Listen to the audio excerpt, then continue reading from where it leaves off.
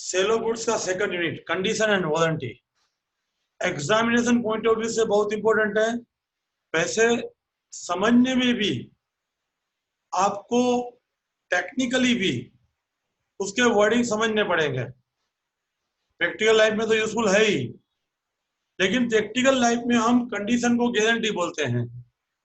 आप आपको किसी ने कोई चीज दिया है, आपको अच्छी नहीं लगी है, तो आप वहां जाके चीज वापिस बदला सकते हो, पुरानी चीज वापिस देके नई चीज ले सकते हो। That is condition.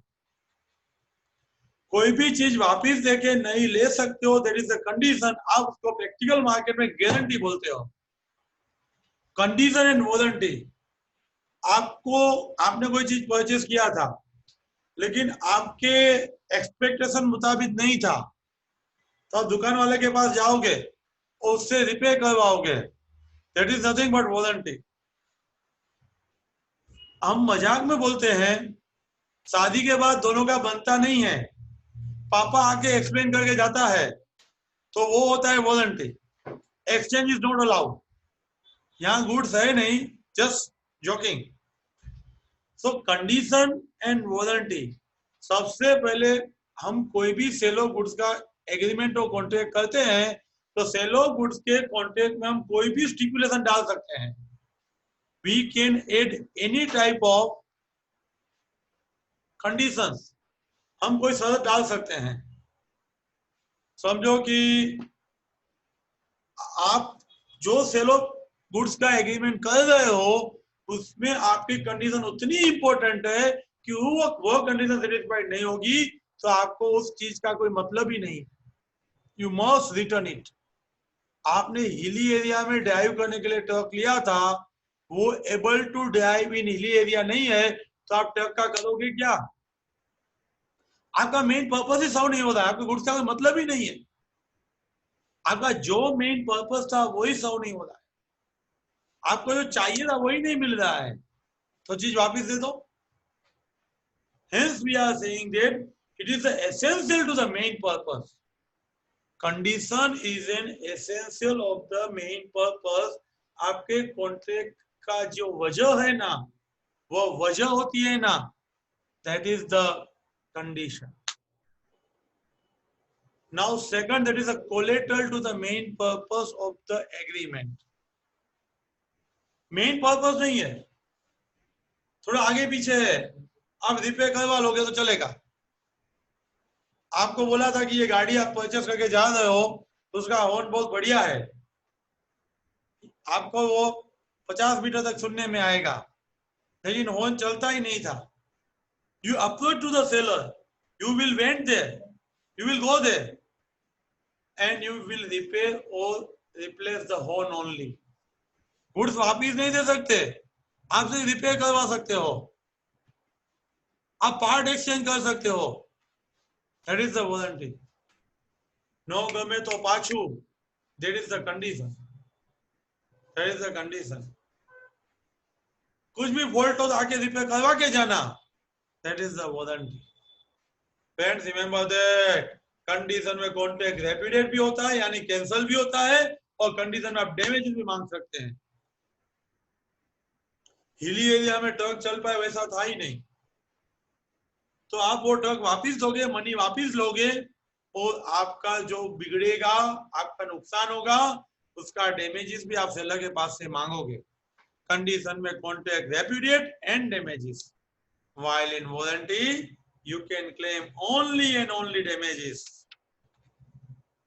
फ्रेंड्स कई बार होता है कि आपको वो चीज इतनी पसंद है, आप कंडीशन चाहते ही नहीं हो।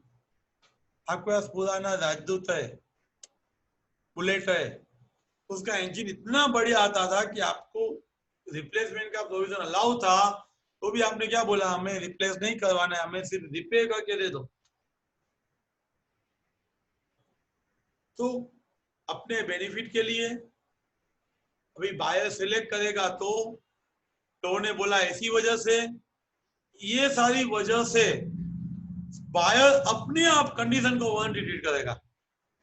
बायर अपने आप कंडीशन को वारंटी ट्रीट करेगा। condition can treat as a warranty, but warranty cannot treat as a condition.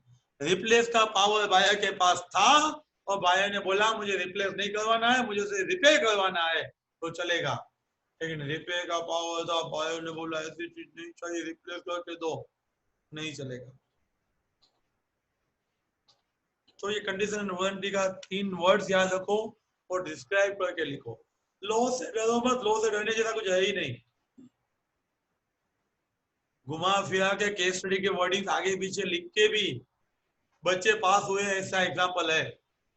आप तो इतना एफर्ट्स करते हो, डोंट वरी, आप चिंता मत करो।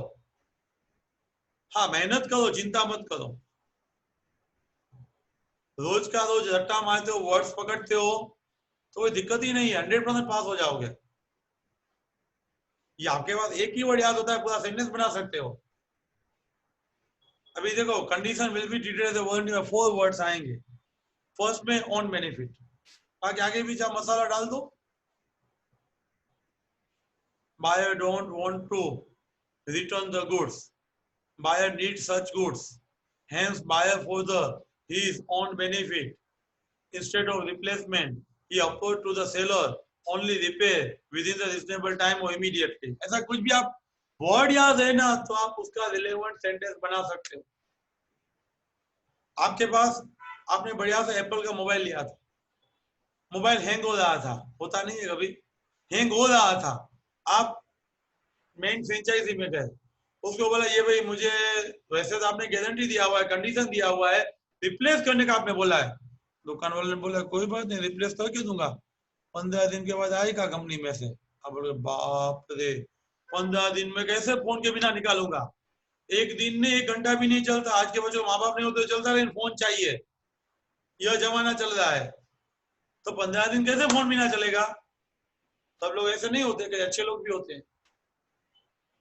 लेकिन आपको मैं इतना ही बोलना चाहता हूं, तो आपने बोल दिया डीलर को मुझे रिप्लेस नहीं करवाना है, अभी मैं खड़ा हूं, मैंने 50,000 वाला मोबाइल लिया है, मुझे अभी रिपेयर करके दो वरना मैं कंप्लेन करूंगा। मैं थोड़ा ओवर बोल रहा हूँ कंप्लेन, यानी you request please repair instead off replace, please repair. Change नहीं करना है, सिर्फ रिपेयर करवाना है। क्यों? इतने दिन आपको मोबाइल के बिना चलेगा नहीं। कई बार देखो ऐसा होता है कि कार होता है ना, कार का एक्सीडेंट होता है ना, तो आप जाओगे ना शोरूम में, तो बोलेगा इंश्योरेंस में, लेकिन इंश्योरेंस में गाड़ी रखोगे तो 15 दिन लगेंगे। तो आप बोलोगे कितना एक्सपेंस है, वो बोलेगा 4-5 हजार है। अरे भाई 4-5 हजार है तो अभी तो रिपेयर कर डाल, इंश्योरेंस में नहीं रखना है, 15 दिन गाड़ी के बिना चलाना कैसे पॉसिबल? दैट मीन्स मैं क्या बोलना चाहता हूँ, अपने बेनिफिट के लिए रिप्लेसमेंट आप मना बोल रहे हो, आप सिर्फ रिपेयर बोल रहे हो, तो first buyer for his own benefit waive the performance of condition. छोड़ देना वेव, मुझे कंडीशन नहीं चाहिए। Buyer elect condition as a warranty. कभी भी होगा मैं आपको रिपेयर करवा के जाऊंगा, इलेक्ट पसंद करूँ, मेरी चॉइस ही वो है, मुझे लकी नंबर है, ये मोबाइल चाहिए ही, ये बाइक बहुत लकी है, मुझे चाहिए ही, मैंने सिलेक्ट किया। आप रिपेयर करो, रिप्लेस नहीं।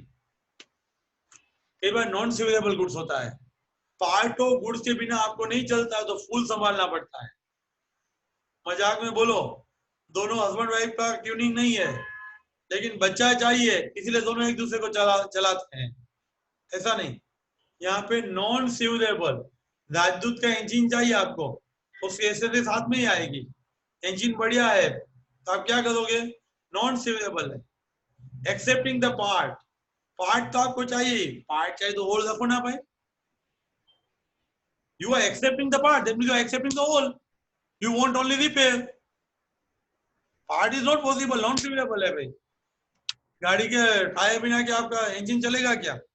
Once you are accepting the engine, you are accepting the whole vehicle. First, one benefit. Second, you elect. Third, non-severable.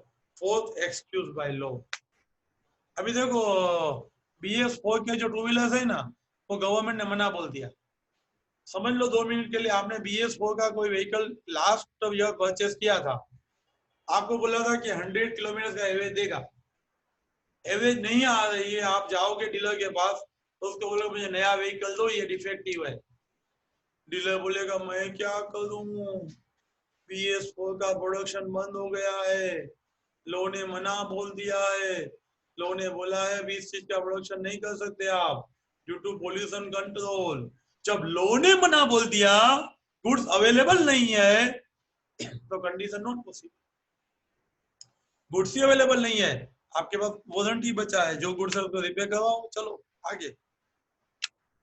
Now express an implied condition.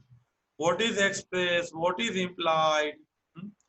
आप सेल ऑफ गुड्स के agreement में कोई specific condition डालोगे, कोई specific शर्त डालोगे, तो वो एक्सप्रेस होगा।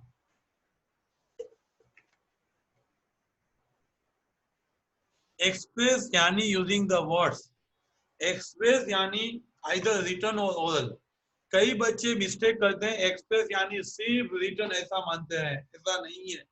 Express can be either written or express can be oral. आप लिख के भी एक्सप्रेस, जहां पे वर्ड यूज होते हैं ना वो एक्सप्रेस है, जहां पे कंडक्ट है, बिहेवियर है, वो इम्प्लाइड है। वरुण ने विमला को बोला तुझे मैं चलूंगा, विमला ने आंसर नहीं दिया, शाम को 6 बजे दोस्त लेके पहुंच गई, it means it is implied. आपको ऐसे एग्जाम्पल याद है, मैं क्या, दैट मीन्स जहां पे वर्ड यूज नहीं हुए, जहां पे कंडक्ट है, जहां पे बिहेवियर है, आपकी एक्शन से मालूम पड़ता है, दैट इज इम्प्लाइड। बहुत बारिश था, एसटी के पास खड़े थे, आप एसटी स्लीपर में सो गए, तो शाम को अहमदाबाद पहुंच गए, उस टिकट के पैसे बोले टीटी ने, आप बोला नहीं नहीं मैं तो अभी बस जामनगर में हूँ, नहीं नहीं तो अहमदाबाद पहुंच गए बंदे। मैंने कहा बोला था अहमदाबाद में, जामनगर छोड़ के आओ, बोलने की जरूरत कहाँ थी, तू जामनगर अहमदाबाद के बोर्ड वाली बस में बैठ गया, तो इम्प्लाइड अहमदाबाद जाना है, नो नीड टू से। यहाँ पे सेलो पुट में इतना ही समझना है, जो कंडीशन, जो सिचुएशन, जो शर्त आपने बोली नहीं है वो इम्प्लाइड है, due to nature of transaction, due to tradition, due to customary, due to market situation, it can be presumed that it always happens। पुराने जमाने में लड़की के माँ बाप ने बोला नहीं था लड़की को खाना पकाने आता है या नहीं आता है, तो इट इज इम्प्लाइड है, लड़की को खाना पकाने आता ही है, इम्प्लाइड है, बोलने की जरूरत नहीं है। खाना पकाने नहीं आता है तो बोलना पड़ता है, लड़का कमाता नहीं है तो बोलना पड़ता है, कमाता है तो बोलने की जरूरत नहीं, ये सब इम्प्लाइड है, बोलने की जरूरत नहीं है ना, वो इम्प्लाइड है, वो नेचर ऑफ ट्रांजेक्शन से आपको मालूम पड़ता है कि ये तो होगा ही। Express means terms mentioned in the contract, and while implied presumed by law to be presented in the contract, आप ऐसा मान सकते हो कि ये चीज तो होगा ही। अभी 3 कंसेप्ट बाकी है, देखते हैं आज होता है या नहीं। implied condition, implied warranty and caveat emptor। यहाँ पे टोटली आपको ऑलमोस्ट 5 कंसेप्ट लर्न करने थे। First concept difference between condition and warranty, second concept when condition will be treated as a warranty, third concept implied condition, fourth concept implied warranty and fifth concept caveat emptor, buyer beware. What is implied condition? Implied condition मतलब ये satisfied नहीं हुआ तो good वापिस दो देंगे उसको, चल निकल यहाँ से, ले ले तुम, नहीं चाहिए तेरा गुड्स। ये कंडीशन सेटिस्फाइड नहीं होगी, ये शर्त सेटिस्फाइड नहीं होगी तो गुड्स वापिस दे सकते हो। सबसे पहले टाइटल, जिस time seller agreement to sorry जिस टाइम सेलर सेल का एग्रीमेंट कर रहा है, जिस टाइम सेलर ओरिजिनल बायर को गुड्स का प्रॉपर्टी, गुड्स का ओनरशिप दे रहा है, उस टाइम सेलर के पास उसका ओनरशिप होना चाहिए।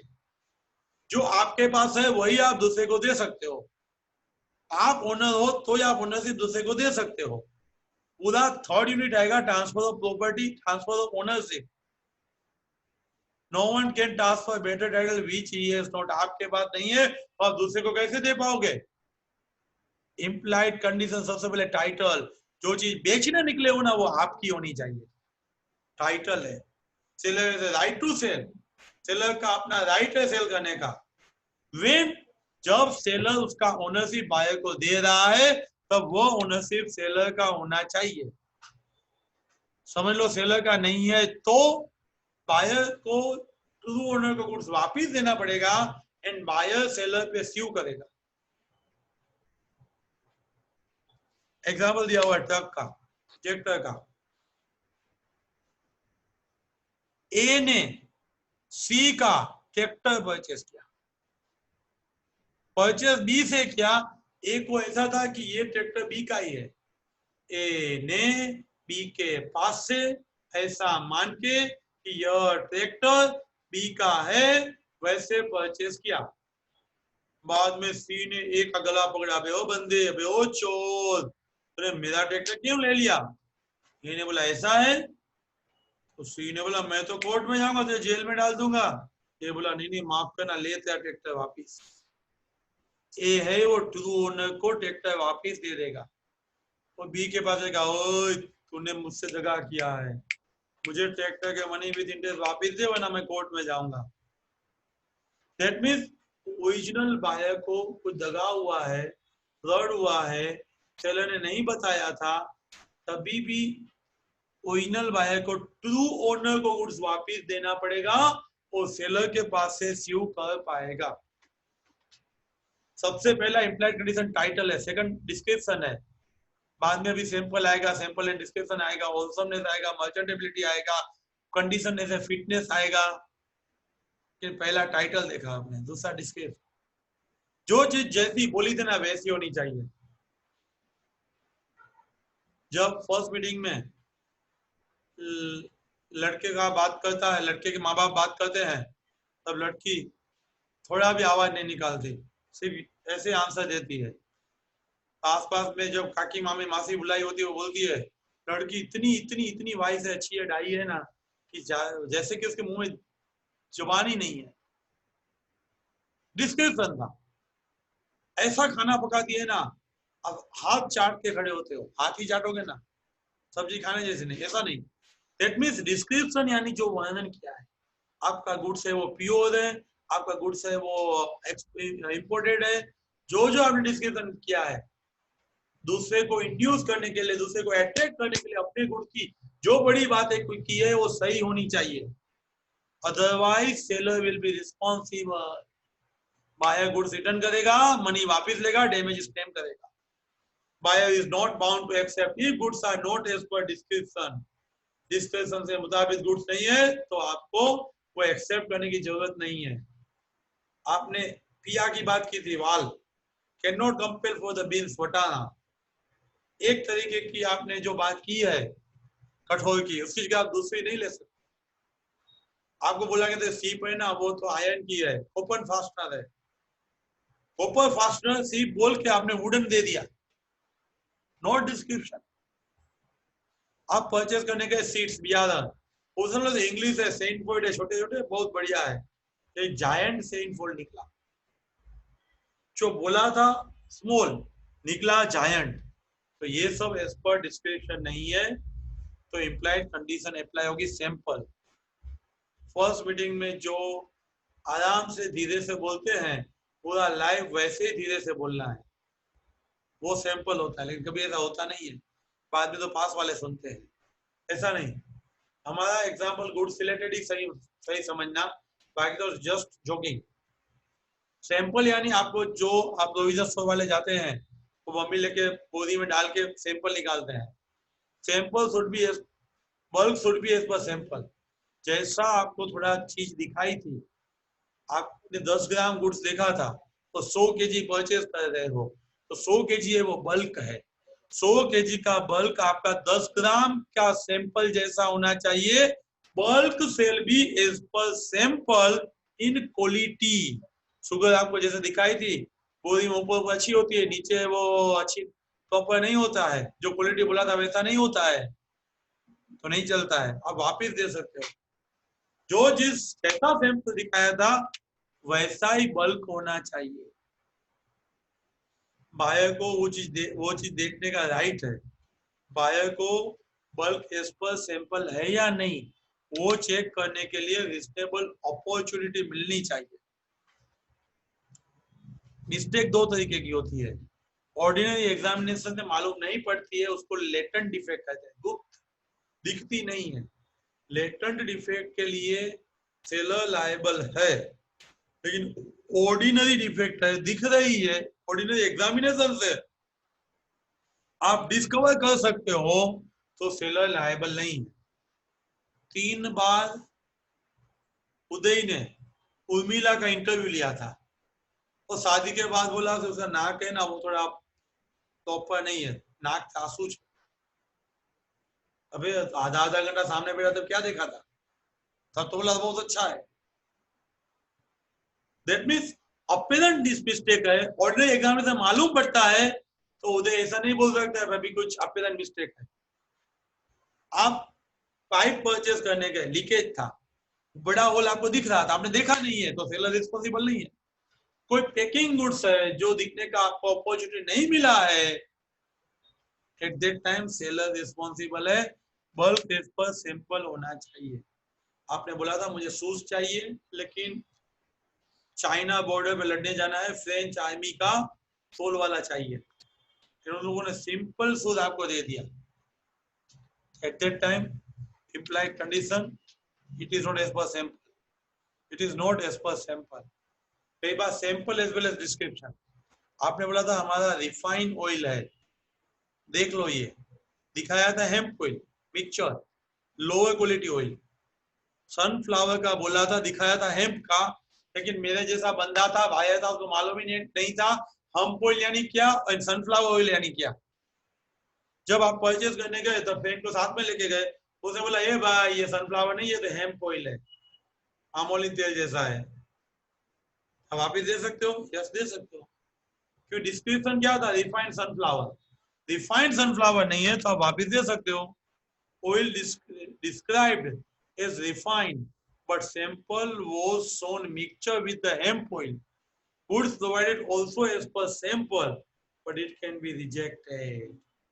Refined नहीं है, आपने refined बोला था। Quality as the fitness. Buyer ने सेलर को बोला था मुझे पानी पूरी का मसाला चाहिए, particular purpose of purchase shown to the seller. Buyer ने अपना पर्पस सेलर को बोल के बता दिया था, सेलर की स्किल पे ट्रस्ट रखा था, उसने चेक नहीं किया था, सेलर की स्किल पे उसके जजमेंट पे ट्रस्ट रखा था। एट दैट टाइम बायर का रिक्वायरमेंट सेटिस्फाइड नहीं होगा तो सेलर रिस्पॉन्सिबल रहेगा। क्यों? बायर ने पर्पस बताया था, क्यों बायर ने सेलर पे ट्रस्ट रखा था, लेकिन अकॉर्डिंगली गुड्स नहीं निकला, seller is responsible. Implied condition, title, sample, description, sample and description, quality as the fitness. A ने हॉट बोतल परचेस की, वाटर, हॉट वाटर की एक बोतल परचेस की, गर्म पानी की बोतल, और उससे घर पे जाकर वाइफ को दिया, और वाइफ के हाथ में वो बोतल बर्स्ट, लीकेज हो गई, फट गई। एट दैट टाइम पूरा वाइफ का हाथ जल गया, केमिस्ट इज लायबल। बोतल ऐसे हॉट वाटर ऐसी बोतल में होनी चाहिए जो बर्स्ट नहीं होनी चाहिए, फटना नहीं चाहिए। तो सेलर है, केमिस्ट है, मेडिसिन वाला है, वो रिस्पॉन्सिबल है। मुझे ऑलवेज क्वेश्चन होता है, जहां पे एग्जाम्पल देते हैं ना तब डैमेजेस है ना वाइफ को ही बोलते हैं, एक को क्यों नहीं होगा, एक के हाथ में तो बोतल थी, जब वाइफ के हाथ में दिया तो वाइफ का ही बर्स्ट हुआ एंड, जाने दो। लेकिन पॉइंट इतना ही है कि वो बोतल में हॉट वाटर डालना नहीं चाहिए, क्योंकि वो कैपेबल टू संभालने के लिए, प्रोटेक्ट करने के लिए कैपेबल नहीं है। किया है तो सेलर रिस्पॉन्सिबल है, बायर का हाथ जितना इंपॉर्टेंट है उतना सेलर पे कर देगा। लेकिन अगेन केविएट एम्प्लॉय अप्लाई होगा तो इम्प्लाई कंडीशन में से निकल जाएगा, आइदर केविएट एम्प्लॉय और इम्प्लाइड कंडीशन। इम्प्लाइड कंडीशन है तो सेलर रिस्पॉन्सिबल, केविएट एम्प्लॉय है तो सेलर रिस्पॉन्सिबल नहीं है। लेकिन ऑर्डिनरी एग्जामिनेशन से मालूम पड़ जाता है और अपॉर्चुनिटी टू एग्जामिन दिया हुआ है तो केविएट एम्प्लॉय अप्लाई होगा, जो आगे के लेक्चर में हम देखेंगे। ट्रेडमार्क पेटेंट नेम से आपने कोई चीज मांगा है तो सेलर रिस्पॉन्सिबल नहीं है, केविएट एम्प्लॉय अप्लाई नहीं होगा। जाने दो, इतना ही बोलो अभी कि केवी टेम्पलेट आगे हम देखेंगे। अभी आपने सेलर पे ट्रस्ट रख के कोई भी चीज लिया है तो इम्प्लाइड कंडीशन में आएगा। होलसमनेस, खाने की चीज जो होती है ना वो हाइजेनिक होनी चाहिए। Eatable and provision should be merchantable and wholesome, good यानी pure. A supply milk to be having the typhoid germs. देखो यहाँ भी वाइफ को मार दिया। बी ने मिल्क परचेज किया था तो बी की वाइफ ने वो मिल्क पिया तो डेथ हो गया उसका, तो उसके लिए सेलर लायबल है, सेलर लायबल है। फ्रेंड्स, अभी हमने 3 क्वेश्चन देखे हैं। Difference between implied condition and warranty.